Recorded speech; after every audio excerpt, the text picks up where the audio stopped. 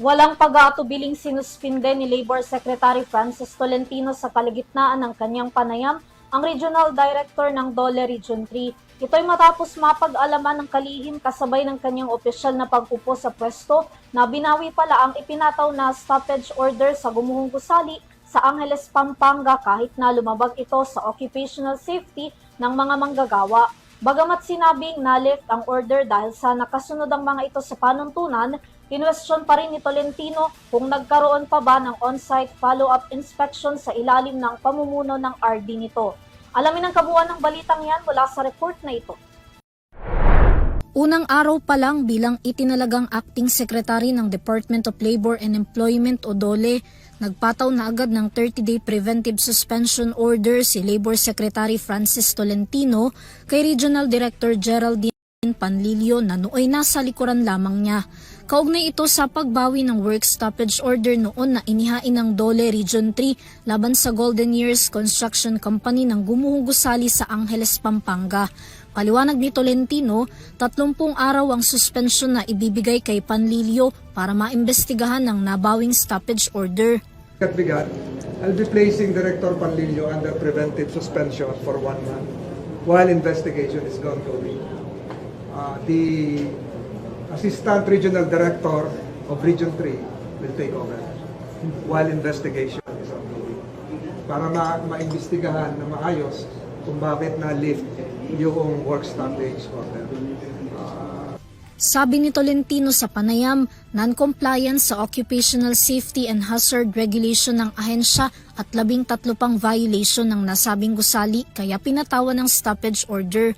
Ngunit sa kabila nito, na-lift pa rin ang order matapos na tumugon ng nasabing construction company sa pag-inspeksyon ng ahensya kaya questionable umano kay Tolentino kung nagkaroon pa ba ng follow-up inspection ng DOLE sa gusali na nooy nasa 4 na palapag pa lamang. Tumugon daw sila, di umano, noong magkaroon ng inspection, kaya na-lift, naalis yung work stoppage. Naalis yung work stoppage at nagpatuloy yung paggawa. Kaya nga tinatanong ko kay Director Panlilio kung nagkaroon ba ng mga sumunod na pag-inspeksyon. Kasi baka nung na-lift yun, 4 stories pa lang. Ngayon 10 stories na ata. O 9, may swimming pool pa. Nanghingan naman ng paliwanag si Director Panlilio, aminado itong wala nang naging follow-up inspection sa panig nila matapos na madagdagan ng palapag ng nasabing gusali. Ipinaliwanag rin ni Panlilio na hindi na rin daw saklaw pa ng kanilang jurisdiksyon ang structural safety na alinsunod sa building code. Doon po kasi sa pagkalit niya, yung pagkasunod-sunod pa po niya na pag-construct at pagkataas po ng building, hindi na po nagkaroon ng another inspection after yung 3 inspections namin. So, ang